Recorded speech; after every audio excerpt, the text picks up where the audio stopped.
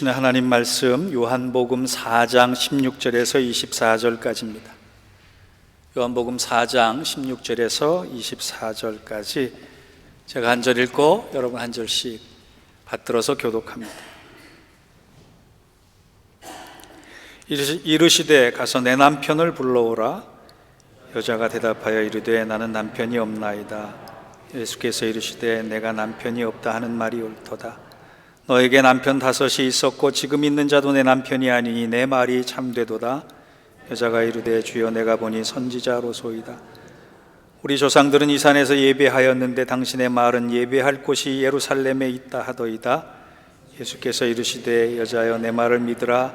이 산에서도 말고 예루살렘에서도 말고 너희가 아버지께 예배할 때가 이르리라.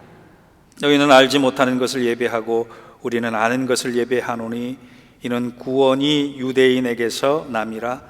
아버지께 참되게 예배하는 자는 영과 진리로 예배할 때가 오나니 곧 이때라. 아버지께서는 자기에게 이렇게 예배하는 자들을 찾으시느니라. 같이 읽겠습니다. 하나님은 영이시니 예배하는 자가 영과 진리로 예배할지니라. 이는 하나님의 말씀입니다.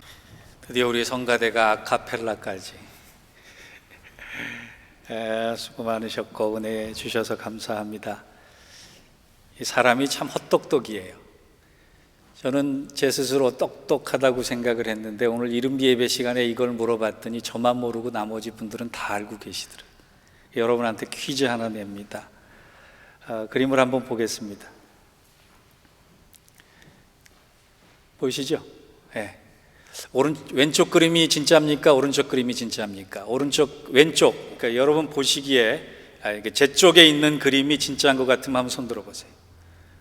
저쪽 벽 쪽에 있는 그림이 진짜인 것 같으면 한번 손 들어보세요. 한 분도 안 계시네요. 그렇구나. 여러분들도 다 알고 계시는 거군요. 저만 몰랐네요. 저는 지난주에 알았어요. 어떤 그림이 진짜냐? 루브르 박물관에 걸려있는 이 레오나르도 다빈치의 대표작 모나리자의 그림, 이것은 제 쪽에 있는 그림이 진짜입니다. 어떻게 구별하느냐? 진짜 그림은 모나리자에게 눈썹이 없는 거예요. 가짜는 눈썹이 있어요. 어느 게 더 이뻐요? 눈썹이 있는 게 이쁘죠? 그렇습니다. 예.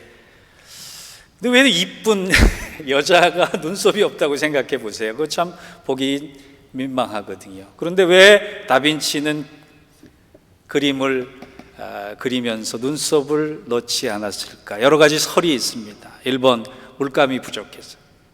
2번, 이 모델을 짝사랑하고 있었는데 이 눈썹을 그려야 된다는 이유를 가지고 계속해서 만나기를 원해서. 3번, 다빈치는 항상 자신의 그림을 미완성으로 남겼기 때문에. 4번, 당시 여자들이 유행 가운데 이마 넓은 게 유행이어서. 5번, 모나리자를 완성하기 전에 다빈치가 죽었기 때문에. 뭔 것 같습니까? 정답은 아무도 모르는 거예요. 진짜 이 안에 정답이 있는지 없는지 그건 모릅니다. 그런데 제가 책을 보면서 아주 이 제고자가 중요한 해석 하나를 하는 것을 보았습니다. 이렇게 명화라고 지칭되어지는 레오나르도 다빈치의 모나리자의 그림이 눈썹이 없는 이유, 그 신비한 미소를 통해 많은 사람에게 감동을 주고 영감을 주는 이유가 바로 눈썹이 없기 때문이 되는 거예요.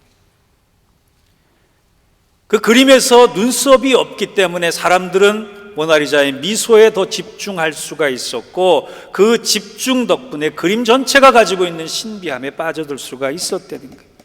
결국 천재 다빈치는 부족함과 모자람을 통해서 신비를 만들어내는 방법을 알고 있었다는 거예요. 그렇다고 여러분 다음 주부터 안 그리고 오고 그러지 마세요. 그냥 평상시 하던 대로 하고 오세요. 내 좀 신비하게 보이고 좀 특별하게 보이기 위해서 안 그리고 오고 이러진 마시란 말이에요. 저는 이 글을 보면서 우리 인생이 이와 똑같다는 생각을 해봤습니다. 우린 살다 보면 넉넉할 수도 있습니다. 그러나 넉넉함보다는 때로는 부족하고 모자르고 결핍되어 있을 때가 훨씬 많습니다. 인생의 배고픔과 갈증 때문에 눈물을 흘려야 하는 시간이 훨씬 많은 게 우리 인생입니다. 그런데 신앙의 눈으로 보면 그 부족하고 결핍되고 모자라는 순간에 분명히 하나님께서는 의도를 갖고 계시고 계획을 갖고 계셔서 그 의도와 믿음의 반응을 보이는 사람에게 하나님의 신비와 거룩을 경험하게 해 주신다는 것이 오늘 본문의 교훈이 그것입니다. 우리 인생이 목마를 때, 우리 인생이 배고플 때 우리는 믿음을 가지고 어떻게 반응해야 하느냐, 그것을 교훈받고자 합니다. 본문이 주는 교훈의 첫 번째 교훈은 이것입니다.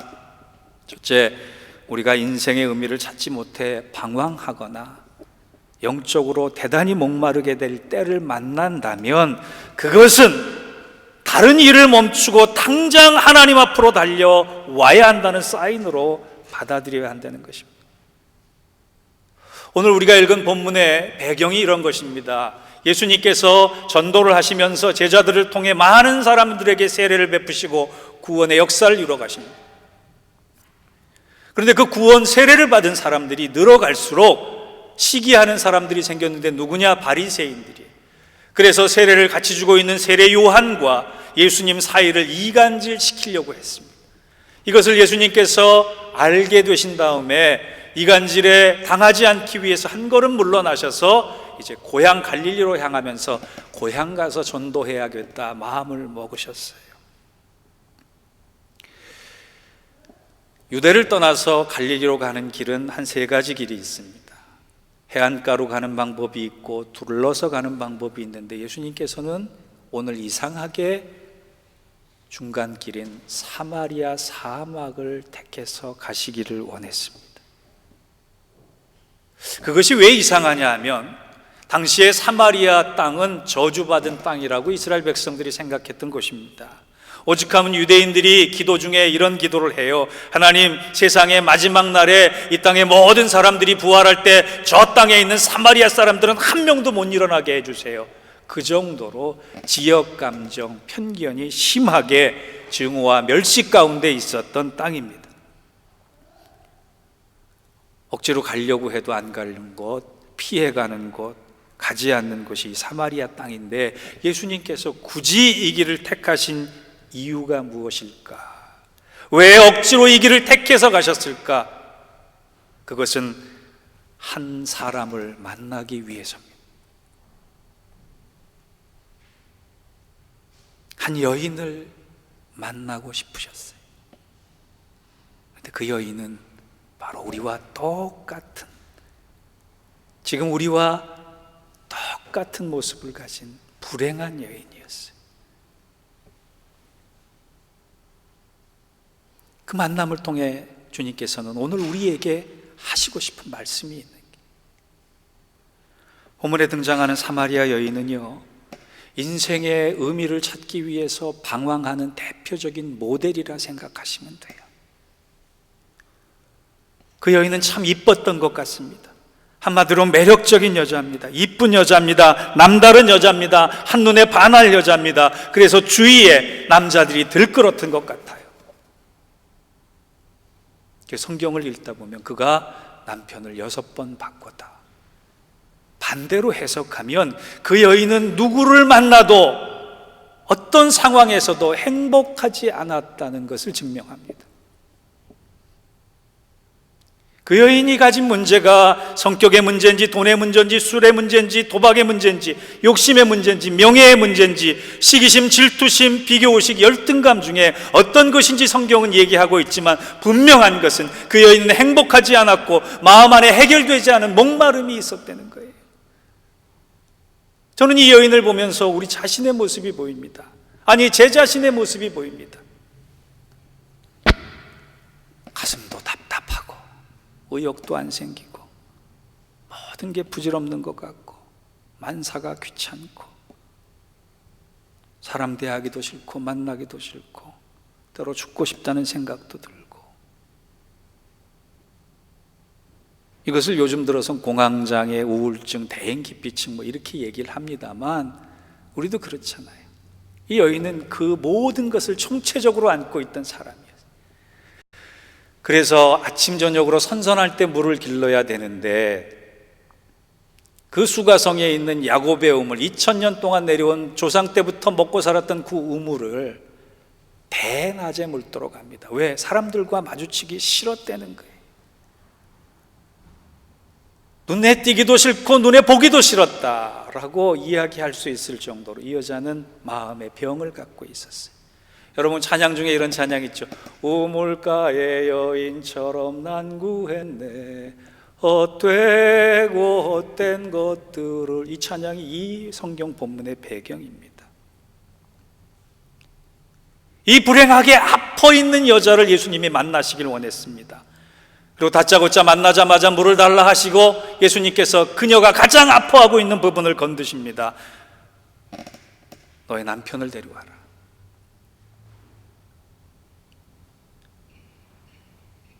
이 여인이 대답합니다. 내게는 남편이 없습니다. 예수님이 아주 적나라하게 너는 남편이 5이 있었는데 지금 있는 자도 남편이 아니다. 여러분, 예수님께서 왜 이렇게 황당한 말씀을 하셨겠습니까? 때로는 무례하게, 때로는 거칠게 왜 이런 말씀을 하셨을까요? 이 말의 본 뜻은 남자를 데려오라는 뜻이 아닙니다. 여인에게 건장하게 생긴, 우락부락하게 생긴 혹은 잘생긴 남자를 데려오라 하신 것이 아니라 남자를 데려오라는 그 속뜻은 너가 행복을 위해 그렇게 의지하고 있는, 너가 행복하기 위해 그렇게 붙들고 있는, 너가 한순간도 놓고 싶지 않아 하는 너의 행복의 대상은 무엇이냐, 그거를 좀 갖고 와라. 너가 다른 것은 찾을 수 없기 때문에 남자를 의지해서 자꾸 행복을 찾으려고 하는데, 너가 지금 내 앞에 갖고 나올 것이 뭐냐, 너가 그렇게 의지하고 있는 그 행복의 실체가 뭐냐, 그것을 물어보신 거예요. 이 여자가 얼굴만 이쁜 게 아니라 대단히 똑똑했습니다. 그래서 예수님께서 남편을 데려오라 하시는 말씀을 하실 때 20절에 보니까 19절에 보니까 이런 대답을 합니다. 여자가 이르되 주여 내가 보니 선지자로소이다. 예수님의 남편에 대한 질문에 여자는 예배라고 답했어요. 그리고 자기의 속을 알아차린 예수님을 향해서 당신은 선지자입니다, 내 속을 알고 계시는군요, 내가 왜 이렇게 목말라 하고 내가 왜 이렇게 불행하고 있는지 당신은 아시는군요. 그럼 내가 불행한 이유는 행복하고 싶은데, 남편 때문에 행복한 것이 아니라 하나님을 만나서 행복하고 싶은데 나는 지금 참된 예배를 드리고 있지 못합니다. 하나님을 만날 방법을 모릅니다. 메시아를 애타게 기다리고 있는데 그 메시아를 어떻게 만나야 하고 있는지 나는 알지 못합니다. 이렇게 대답하고, 진짜 하나님을 만나면 내 인생이 행복할 것 같은데, 내 불행이 끝날 것 같은데 제가 그 방법을 모릅니다. 그제서야 자기 속을 들킨 여자가 자기의 진심을 얘기합니다. 오늘 본문을 읽다가 여러분 이 해석을 잘 따라가셔야 돼요. 지금 남자를 데려오라고 하는 것이 아니라 너가 그렇게 기대고 있는 행복이 무엇이냐를 물어보실 때 이 여자가 내 진짜 행복은 하나님을 만나는 건데 그것을 모르고 있습니다. 대답을 알고 있는 여자가 방법을 묻는 거예요. 여러분, 우리 인생의 진짜 목마름은 어디서 오는지 아십니까? 내가 하나님과 단절됐을 때 오는 거예요. 내가 하나님과의 관계가 끊어질 때 내 인생의 방황이 시작되는 겁니다. 하나님과 단절될 때 우리가 죄를 짓는 거예요. 하나님과 멀어질 때 우리는 훨씬 더 행복할 것 같지만 목마르기 시작하는 거예요. 저는 꿈을 잘 안 믿습니다. 길몽이든 흉몽이든 꿈은 꿈일 뿐이다, 이렇게 생각하는 사람이에요. 그래서 성도들이 목사님 이 꿈이 무슨 의미입니까? 그러면 무조건 좋은 꿈입니다. 꿈에 매이지 마세요, 그렇게 얘기를 해요. 저는 용꿈이 아니라 돼지 꿈도 꿔봤고 불꿈도 꿔봤고 그 똥꿈도 꿔봤습니다. 그래서 그날 하루는 뭔가 좋은 일이 있겠거니 생각했는데 하나도 안 되더라고요. 그렇다고 악몽을 꿨다고 해서 다음 날이 무조건 나쁘냐, 그런 것도 아니에요. 저는 제 기억에 꿈이 딱 한 번 맞은 적이 있어요. 신혼 초에 처가에 갔는데 아마 처가 때문에 그 부담스러운 이렇게 가위 눌림이 있었던 것 같아요. 그날 자는데 이빨이 4개 빠지는 꿈을 꿨어요. 옛날부터 이빨 빠지는 꿈은 안 좋다 그러잖아요. 그래서 도대체 이 이빨 빠진 꿈이 이렇게 안 좋은데 나한테 무슨 일이 일어날까 좀 긴장은 했습니다. 이빨이 4개나 빠졌어요. 사람이 죽는 꿈, 4명이 한꺼번에 죽는다 그러면 우리 식구는 3식구고, 그러니 뭐 아닌 것 같고 누가 죽을까 막 걱정도 되고 그랬는데, 너무 긴장을 해서 그런지 가다가 과속으로 걸려서 4만 원짜리 티켓 받았어요. 그 꿈은 딱 맞았어요. 지금 이빨 4개 하고 4만 원 하고 뭐. 여러분, 그러니까 이빨의 가치는 뭐예요? 10,000원 정도 된다는. 그 꿈을 제외하고는 저는 꿈에 매달리려고 하지 않습니다. 그러나 꿈에 매달리지 않는 반면에 저는 하나님의 약속은 붙잡으려고 합니다. 하나님이 어떤 방식으로 말씀하시든 그 하나님의 약속은 꼭 놓치지 않고 잡으려고 합니다. 제가 요즘 힘든 문제가 있어요. 저는 이게 나이 때문에 오는 문제라고 생각합니다. 저도 영원한 청년일 수는 없습니다. 저도 어느덧 중년의 나이에 나도 모르는 사이에 위기감이 마음속에서 자꾸 와요. 그냥 감기만 걸려도 이대로 죽는 건 아닌가, 뭐 이런 불안감도 생긴단 말이에요. 그런데 저를 정작 괴롭히는 것은 낮은 자존감이 자꾸 생긴다는 거예요. 언제부터인지 시도 때도 없이 자꾸 무력감이 들면서 난 못할 것 같아, 나는 해놓은 게 없는 것 같아, 난 할 수 있는 능력이 내 안에 없어. 제가 그렇게 밀어내려고 해도 그 생각이 자꾸 저를 밀고 들어옵니다. 이제 너가 뭘 할 수 있겠어? 그 인물과 그 머리로 뭘 하겠어? 자꾸 이런 생각들이 드는 거예요.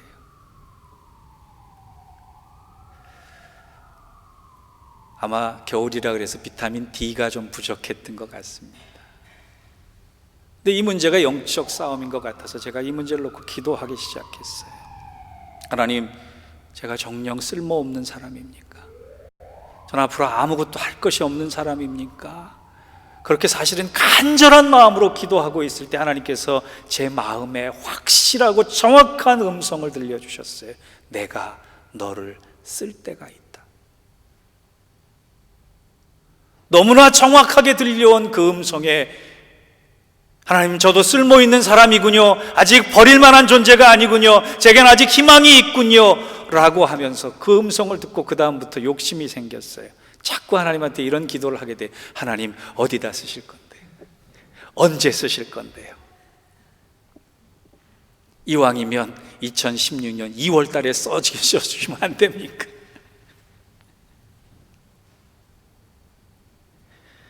다른 기도보다 자꾸 하나님께 써달라는 기도가 욕심처럼 앞서기 시작할 때 어느 날 하나님께서 저한테 이런 마음의 깨달음을 주셨어요. 너를 언제 쓰고 어디에 쓸 것은 내가 결정한다. 좋은 데 쓰일 길을 구하는 마음으로 나를 만나기를 사모해라 그러시더라고요. 여러분, 20년 쓰여진다고 잘 쓰여지는 거 아니에요. 뭐 수천 명 모아놓고 목회한다고 훌륭하게 쓰여지는 것 아니라고 생각합니다. 하나님이 하나님의 영광을 위해서 가장 값지게 사용하시는 순간을 결정하실 때 아무 후회 없는 인생에 쓸모있는 헌신이 되어질 때, 그때 하나님께서는 잘했다 칭찬하실 것 같아요. 그 음성을 듣고 제가 그날 많이 울었습니다. 내가 인생에 목마른 이유가 내 욕심 때문이었구나. 하나님을 만나고 싶어서, 하나님의 영광을 드러내고 싶어서, 하나님의 의를 이루고 싶어서 내가 그렇게 간절히 기도했던 것이 아니라, 하나님, 내가 좀 폼나게 쓰여지면 안 됩니까? 하나님, 내가 이 쓰여짐을 통해서 나도 좀 영광 받으면 안 됩니까? 라고 하는 내 욕심 때문이었다는 거예요. 그래서 그 기도 안 합니다. 하나님 쓸 데가 어디 있어요? 하나님 언제 쓰실 거예요? 그 기도 안 합니다. 하나님, 이 자격 없는 자에게 부어주시는 은혜, 그 은혜 잃어버리지 않도록 제가 늘 하나님 사모하게 하시고 하나님 만나는 것을 구하게 하시옵소서. 그렇게 기도해요. 제가 오늘 여러분에게 진지하게 하나 묻습니다. 저나 여러분이나 문제 많은 사람들이에요. 그 문제 때문에 골병든 사람들이에요. 아픈 사람들이에요. 제가 물어봅니다. 여러분, 일 때문에, 직장 때문에, 가족 때문에, 가정 때문에, 교회 때문에, 사람 때문에 아파하고 있을 때 정작 여러분과 하나님과의 관계는 어떠십니까?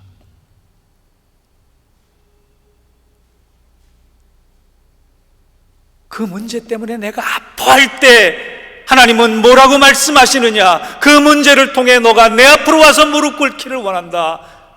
내가 너를 만나기를 원한다. 너가 나를 만나러 나왔으면 좋겠다. 그렇게 말씀하십니다. 우리가 잘 아는 야곱을 보면 그의 일생에 중요한 전환점이 두 군데 생기는데, 하나는 베델의 사건이고 하나는 약복강의 사건입니다. 베델의 사건은 장자권을 속여서 뺏은 형에게 죽을 것 같아서 하루 60마일을 단숨에 달려가서 피했던 그 장소에서 돌베개를 베고, 하나님, 내 인생이 너무나 고단합니다. 내 인생이 장자권 하나 때문에 그것은 허락받았지만 배가 고픕니다 라고 한 사람을, 위험을 피하는 그 순간에 하나님 그날 밤에 야곱을 찾아오세요. 지치고 목마르고 한 걸음도 내딜 수 없는, 힘도 능력도 없는 그 모자람의 순간에 그가 처음으로 하나님을 향하여 눈을 듭니다. 그 하나님을 향하여 눈을 드는 그 순간, 그 전까지는 할아버지의 하나님, 할머니의 하나님, 아버지 이삭의 하나님, 어머니 리브가의 하나님이었는데, 그가 그 결핍과 모자람 때문에, 갈급 때문에, 배고픔 때문에 하나님을 향할 때 그 하나님을 만나게 됩니다. 그리고 그 만남을 기념해서 편장나무라고 하는 루스의 이름을 하나님의 집이라고 하는 베델의 이름으로 바꿔서 그 날을 기념합니다. 그 배경이 창세기 28장 16절에 나타나요. 한번 같이 읽어볼까요? 시작. 야곱이 잠이 깨어 이르되 여호와께서 과연 여기 계시거늘 내가 알지 못하였도다. 여러분, 여기서 주목할 것은 하나님께서 이 자리에 나를 찾아오셨다 야곱은 고백하지 않고 여기 계셨는데 내가 몰랐구나. 우리가 하나님을 향할 때, 하나님을 만나기를 소망할 때, 하나님 앞으로 나갈 때 이미 나와 함께 하고 계시는 하나님을 발견할 수 있습니다. 여러분, 인생에 목마름이 있습니까? 갈증이 있습니까? 하나님 앞으로 달려가야 될 사인으로 하시고 하나님 앞에 무릎 꿇을 수 있는 저와 여러분 되시길 바랍니다. 은혜는 사모하는 사람에게 주어져요. 저는 오늘 우리 문제를 통해 우리 인생에 베델이 세워지는 이 놀라운 은혜가 저와 여러분에게 있기를 주의 이름으로 축원합니다. 두 번째, 오늘 본문의 교훈은요, 하나님을 만나는 사람 안에 있어야 할 것이 있는데 그것은 하나님을 향한 갈망입니다. 그리고 그 갈망은 예배를 통해 나타납니다. 오늘 본문에 보니까 예수님께서 이 여자에게 이런저런 얘기를 해가시면서 마지막 핵심으로 주고 있는 말씀이 예배의 문제예요. 너 인생의 모든 문제가 예배가 해결될 때, 하나님과의 관계가 회복되고 그 관계를 통해 더 큰 은혜를 경험하고, 그리고 너 인생의 모든 목마름과 갈증이 해소된 예배에 대한 말씀을 주님께서 핵심적으로 하고 계세요. 저는 오늘 여러분 제 설교 중에 다른 것 기억 안 하셔도 좋겠어요. 한 가지만 기억하고 가세요. 아, 내가 지금 나에게 필요한 것은 하나님을 갈망하는 예배구나. 1970년도에 한국에 가수 이종용이라고 하는 분이 계셨어요.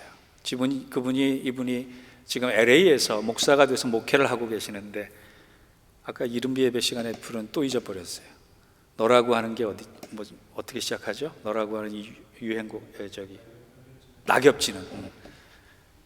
여기 계신 남자 집사님 중에 이 소풍 가가지고 낙엽지는 이 찬송이란다, 이 유행가 부르면서 춤깨나 추셨던 분들 계실 거예요. 이거 아주 훌륭한 춤곡이에요. 아세요? 한번 할까요? 한번 할까요? 이분이 대마초로 연루가 돼서 감옥에 갇히게 됐을 때 감옥에서 사형수의 전도를 받아 예수를 믿게 됐습니다.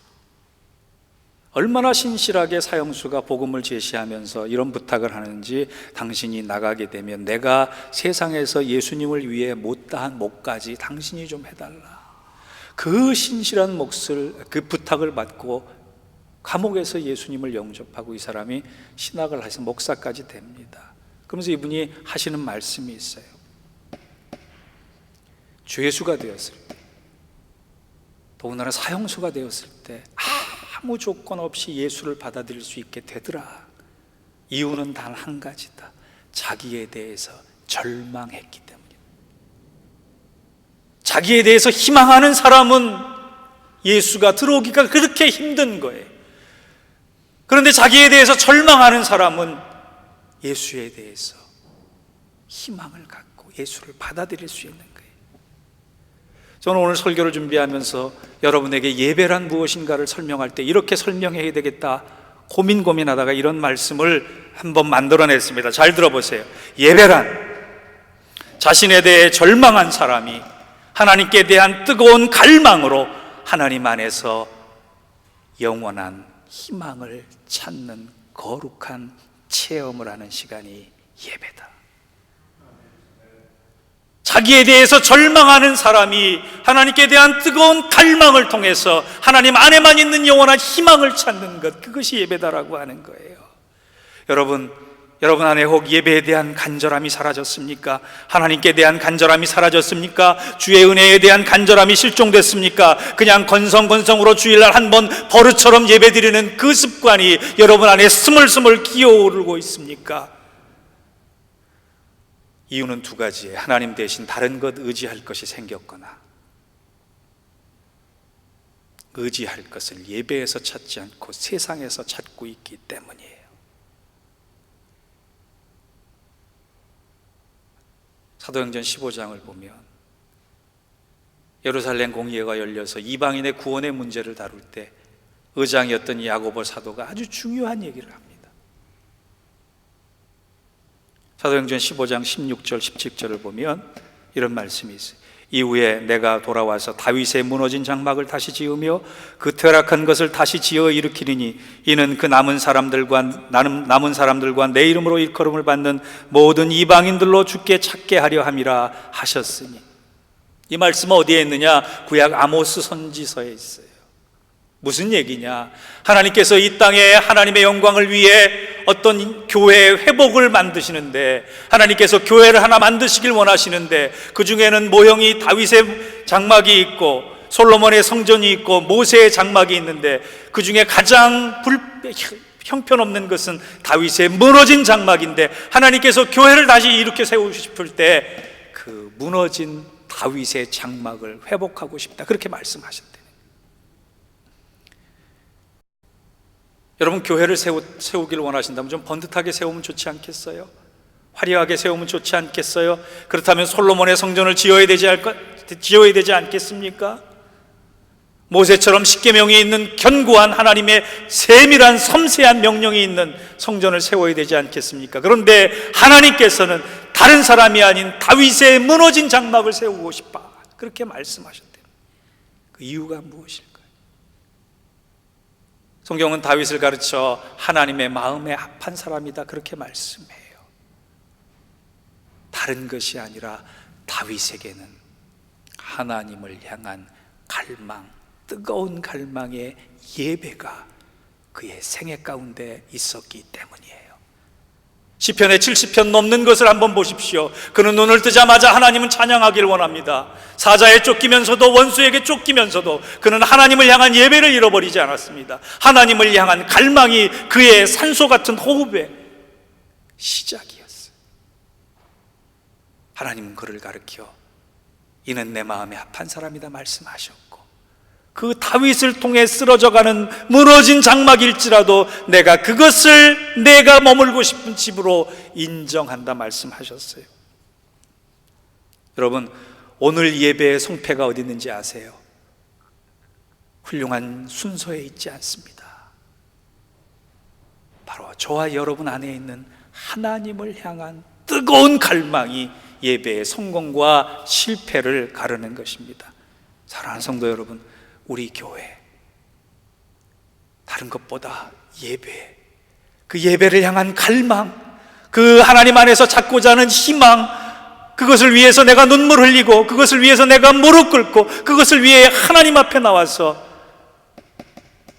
내 인생의 모두를 드릴 수 있다는 결단을 하는 저와 여러분 되셔서 우리 예배에 목숨 걸고 예배에 성공해서 무너진 이 터, 우리의 가정, 우리의 삶의 현장을 세워나가는 놀라운 역사를 시작할 수 있는 저와 여러분 되시기를 바랍니다. 이를 위해서 제가 4가지만 부탁드릴게요. 하나는 눈물의 마음으로 예배 준비하세요.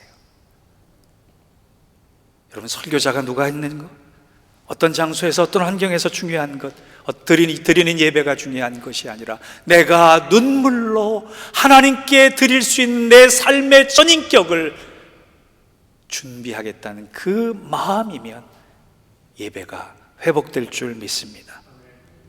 2번째, 감사의 마음을 가지고 예배에 나오시기 바랍니다. 따라해 보십시다. 그러니까 감사, 그럼에도 감사, 그럴수록 감사, 그것까지 감사. 여러분, 예배의 감격이 사라지는 이유 중에 하나가 감사를 잃어버릴 때, 하나님이 부족한 우리를 통해서 예배 받으시기를 원하신다면 그것이 감사의 제목이 될 수 있어야 해요. 다음 주에 교회에 오실 때 오는 동안에 부부싸움 하지 마시고, 오는 동안에 세상의 염려 재리 걱정하지 마시고, 하나님 오늘 예배 드릴 수 있는 이 가운데 내가 드릴 수 있는 감사의 제목이 적어도 이 3가지는 됩니다. 감사의 제목을 생각하고 오실 수 있기를 바랍니다. 3번째, 모든 순서에 집중하시기 바랍니다. 여러분, 예배는 설교만 중요한 것이 아니에요. 예배는 축도만 중요한 것이 아니에요. 예배는 예배의 시작 전부터 예배의 결단까지 한 순서 한 순서가 다 중요합니다. 그래서 졸면 안 됩니다. 그래서 한눈 팔면 안 됩니다. 마지막 4번째로, 예배의 정중한 옷과 마음과 헌물과 소망을 준비하시고 지각하지 마세요. 세상에 어딜 가는데도 드레스 코드를 맞춰 입고 갑니다. 그거는 예의예요. 하나님 앞에 나오면서, 여러분, 그렇다고 양복 안 입으면 못 옵니다. 그거 아니에요. 가장 정성스러운 옷을 입고 오세요. 예물도 허겁지겁 여기 와서 준비하지 마시고 토요일 날 미리 준비하세요. 그리고 기도하세요. 그리고 예배 시간 잘 지키시기 바랍니다. 시간을 지킨다는 것은 상대방을 존중한다는 것, 하나님을 존중하는 의미에서 겸손한 마음으로 예배 시간 잘 지키시기 바랍니다. 제가 4가지 제목을 드렸어요. 왠지 아세요? 목사 좋자고 하는 것이 아닙니다. 이제 결론을 맺습니다. 하나님은 예배를 통해 하나님께 예배드리는 참된 예배자를 축복하시기를 원하세요. 예배를 잘 드리는 사람을 하나님께서 축복하시는 게 성경의 원리입니다. 그리고 그 예배를 통해 이루어진 삶은 견고해져서 무너지지 않아요. 우리가 읽은 본문의 다음 절인 28절과 29절을 보면 이 예배의 문제를 통해 그리스도를 만난 이 여자가 자기가 들고 왔던 물동이를 버리고 자기가 그토록 부끄러워했던 삶을 뒤로하고 많은 사람 앞에 나가서 예수의 이름을 증거하기 시작합니다. 예배의 시작은 이런 삶의 갈증과 문제를 해결하고 변화받은 삶을 살아서 진정한 축복된 삶을 시작하도록 만들어 줍니다.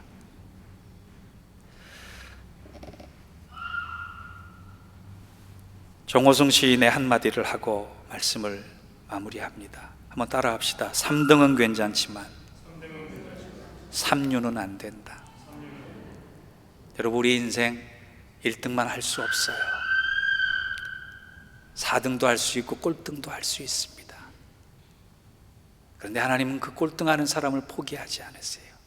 근데 하나님 실망하실 때가 있어요. 믿음을 3류로 믿는, 성의 없이 믿는, 천박하게 믿는 그 사람들을 하나님 기뻐하지 않으세요.